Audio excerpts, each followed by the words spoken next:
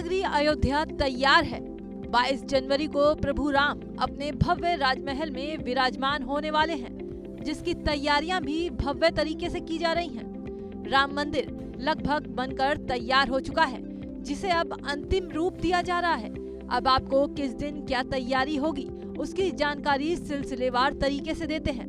15 जनवरी को अब तक हुई सारी तैयारियों को परखा जाएगा।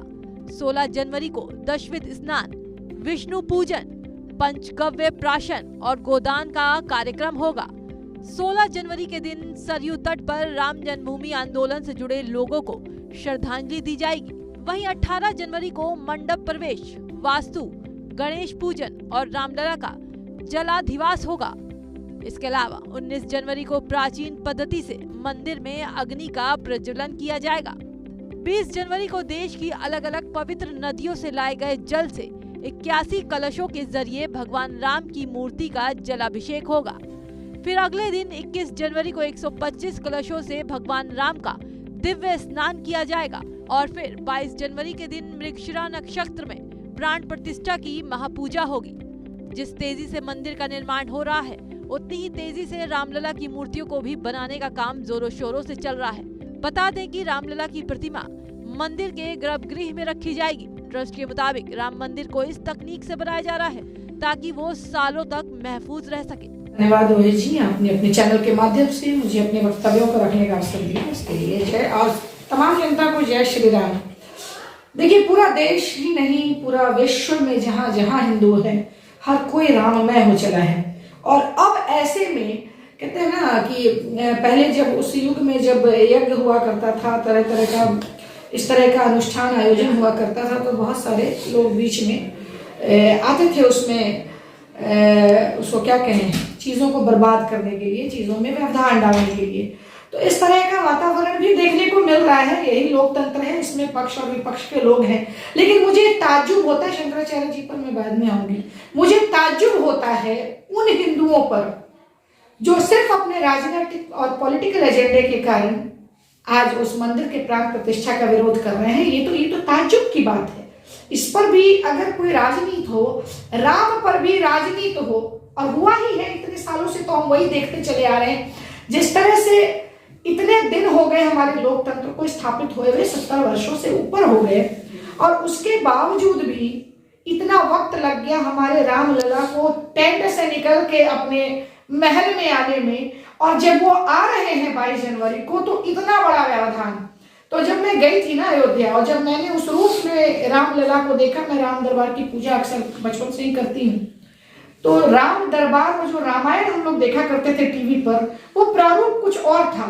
और जब रामलला को टेंट में देखा तो स्वतः ही आंसू निकल आए कि इतना संघर्ष जब भगवान श्री राम को करना पड़ गया, तो हम लोग क्या हैं। तो ये संघर्ष उन्होंने किया है हम सब के लिए। वो प्रभु श्री राम जो है हम सब के लिए प्रेरणा के स्रोत है। ऐसे में अगर शंकराचार्य जी अगर नहीं आ रहे हैं, तो देखिए इसका कुछ किया नहीं जा सकता है। सबका अपना तर्क और कुतर्क है। मैं तो ये बोलूंगी, तर्क और कुतर्क है। कोई कुछ सोचता है, कोई कुछ सोचता है। मुझे लगता है ये सब व्यवधान डालने की प्रक्रिया है। ये सब उसी के निमित्त सब किया जा रहा है। ये सब एक किसी न किसी रूप से जो है इसको, अब मैं इस पर ज्यादा कुछ नहीं बोलूंगी। जिन्हें आना है वो आ रहे हैं, जिन लोगों को आमंत्रण गया है वो आ रहे हैं, और कुछ लोग को आमंत्रण देने के बाद भी वो आमंत्रण को अस्वीकार किए हैं, उसे ठुकरा दिए हैं। तो फिर क्या कीजिएगा, वही जो राम रुचि राखा को करी तर के बढ़ावे शाखा। ये बिना मतलब का बात है। ईश्वर जो चाहते हैं वही होता है। उन लोगों की उपस्थिति भगवान श्री राम भी नहीं चाहते थे, नहीं आ रहे, कोई दिक्कत। बहुत ऐसे लोग हैं जो मानिए कि भगवान को नहीं छोड़ रहे थे, इंसान को क्या छोड़ेंगे।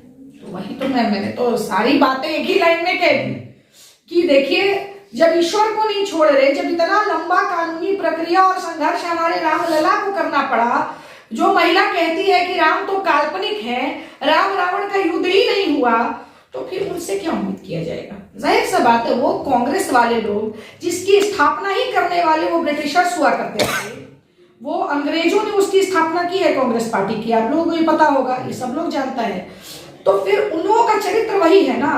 और देखिए, सब मुझे तो ये लगता है कि हमें मुसलमानों से डर नहीं है, और ना मुसलमानों को दिक्कत है। वो भी बहुत खुश हैं, बहुत सारे मुसलमान भाई बहुत खुश हैं कि यहाँ मंदिर बन रहा है। हमें डर वो सेकुलरिज्म के सुरमाओं से है जिन लोगों को प्रॉब्लम हो रही है हर जगह।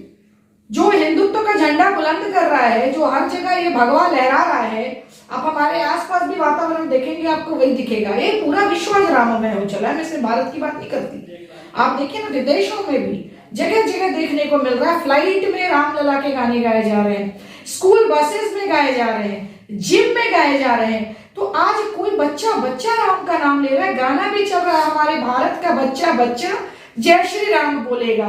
तो जय श्री राम बोलने में वो जो सेकुलर हिंदुओं को जहां प्रॉब्लम है, हमें डर, हमें परेशानी उन लोगों से है जो लोगों को भरमाने का प्रयास कर रहे हैं, लोगों को तोड़ने का प्रयास कर रहे हैं।